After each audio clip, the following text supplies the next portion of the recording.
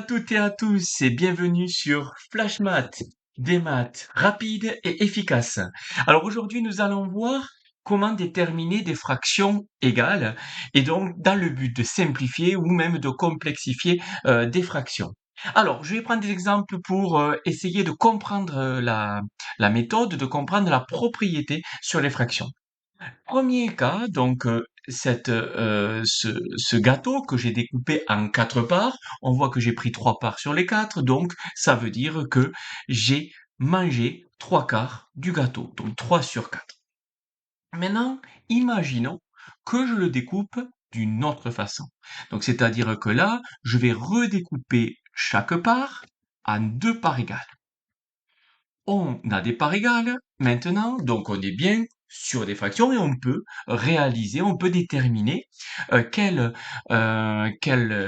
proportion de gâteau j'ai mangé maintenant. Alors, je compte, j'ai une part, 2 parts, 3 parts, 4 parts, 5 parts, 6 parts, donc 6 parts sur les 8, donc ça veut dire que ici, j'ai mangé 6 huitièmes du gâteau. On est d'accord que dans les deux cas, j'ai mangé la même quantité de gâteau, c'est juste que j'ai redécoupé différemment. Donc ça veut dire que j'ai mangé la même proportion, donc ça veut dire que 3 quarts ou 6 huitièmes, c'est exactement la même proportion de gâteau que j'ai mangé. Maintenant, je passe sur le deuxième exemple, ici, où là, pareil, du coup, j'ai 3 quarts. Et là, je vais découper à nouveau le gâteau différemment. Et là, je vais le redécouper comme ceci, en 3 parts égales chacune. Chacune des parts, je les découpe en 3 parts. Donc là, j'ai que des parts égales, je pense que vous le voyez. Je compte les parts, j'en ai 1, 2, 3, 4, 5, 6, 7, 8, 9 parts. Donc, j'ai mangé 9 parts de gâteau sur les 10, 11, 12. Donc 9 parts sur les 12. J'ai mangé la même proportion de gâteau, donc ça veut dire que 3 quarts et 9 douzièmes, c'est la même chose. Un troisième exemple que je vais réaliser. Ici, donc sur cette partie, sur ce gâteau, ici on voit qu'on a mangé 3 parts de gâteau sur les 6, donc ça veut dire que j'ai mangé 3 sixièmes de gâteau.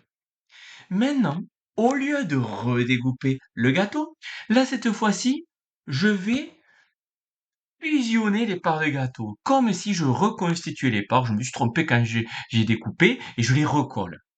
Si je recolle les gâteaux, ici, je m'efface cette partie, et je m'efface cette partie. Est-ce que vous êtes d'accord que tout à l'heure, ce que j'avais colorié, c'est celle-là?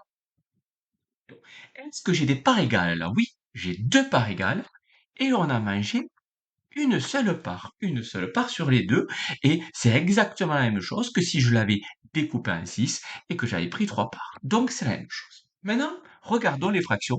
Qu'est-ce qu'on a fait pour passer d'une fraction à une autre?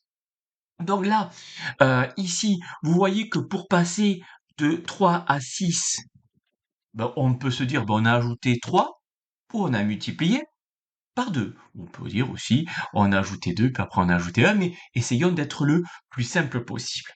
Ici, pour passer de 4 à 8, qu'est-ce qu'on a fait? Soit on a dit on multiplie par 2, soit on dit on a ajouté 4. Et si je dis qu'on multiplie par 2, ici, on se rend compte que là aussi on a multiplié par 2. Donc en fait, on a multiplié par 2 le numérateur et le dénominateur. On pourrait se dire, mais est-ce qu'on ne fait que multiplier par 2? Mais là, on voit que pour passer de 3 à 9, on a multiplié par 3.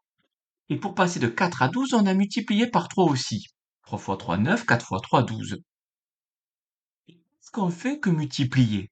Mais là, on voit que pour passer de 3 à 1, on a divisé par 3. 3 divisé par 3, ça fait 1. Et 6 divisé par 3, ça fait 2. Donc, quelle est la règle? Ben, la règle est la suivante. Pour trouver une fraction égale à la première, on multiplie ou on divise par n'importe quel nombre différent de 0 le numérateur et le dénominateur. Mais surtout, il faut bien multiplier le numérateur et le dénominateur par le même nombre.